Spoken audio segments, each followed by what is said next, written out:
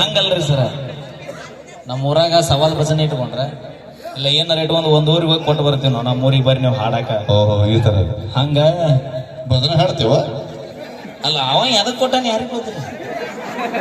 ಕಾಕ ಪುಣ್ಯ ಮಾಡ್ಯಾಮ. ಓ ಕಾಕ ನೀ ಕೊಟ್ಟಿ ಸಿಗವು ಬಂದಾಳ. ಬಂದಿಲ್ಲ ಇಲ್ಲ ಊರ ಅಗಿಸಿ ದಾಟ್ತೀನಿ ನೋಡ. ಆಮೇಲೆ ಅದ್ರ ಬೇಡ ಮಾಮ ಒಳ್ಳೆಗ ಪೂರ್ಣ ಅನಿಸ್ಯಾನ. ಹಾ ಎಲ್ರ ಮುಂದೆ ಎಲ್ಲಿಡಿಕೆ ಕೊಟ್ಟನ, ಇನ್ನೊಟ್ಟಿಂದ್ರ ಮುತ್ತು ಕೊಡ್ತಾನ.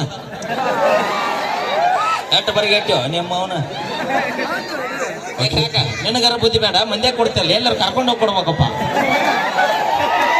ಏನ್ ನೀ ಹೇಳೋದ್ ಮಾತು ಅಡಿಕೆಯಲ್ಲಿ ನಾನು ಹೇಳಿದ್ದೆ ಚಂದ ಹೇಳ. ಅವ್ರ ಡಬಲ್ ಮೀನಿಂಗ್ ನಾ ಏನಂದೆಪ್ಪ, ಮಂದ್ಯಾಗ ಯಾಕೆ ಕೊಡ್ಬೇಕು, ಎಲ್ಲರೂ ಹೋಗಿ ಕೊಡ್ಬೇಕು ಅಂದ್ಯಾನ.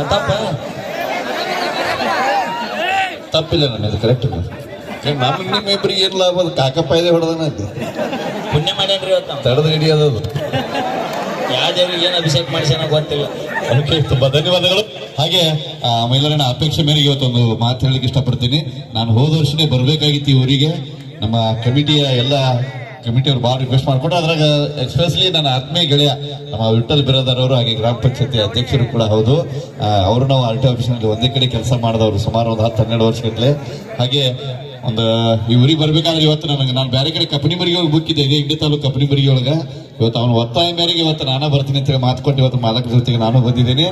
ಎಕ್ಸ್ಪೆಷಲಿ ಇನ್ನೊಂದು ಗಿಫ್ಟ್ ನಿಮ್ಮ ಜಗಜೀವನಿಗೆ. ಇವತ್ತು ನಮ್ಮ ಸುರೇಶ್ ಹಿಚ್ಕೇರಿ ಅವರು ಬೇರೆ ಕಡೆ ಇದ್ರೆ ಇವತ್ತಿನ ಕಾರ್ಯಕ್ರಮ ಗಿಫ್ಟ್ಸ್ ಆಗಬೇಕಂತೇಳಿ ಇವತ್ತು ಮೈಲಾರಣ್ಣ ಜೊತೆ ಸುರೇಶನ ಹಿಡ್ಕೊಂಡ್ ಬಂದ್ಬಿಟ್ಟಿದ್ದೀನಿ. ಒಂದು ಜೋರಾದ ಚಪ್ಪಾಳೆಯನ್ನು ಬರಲಿ.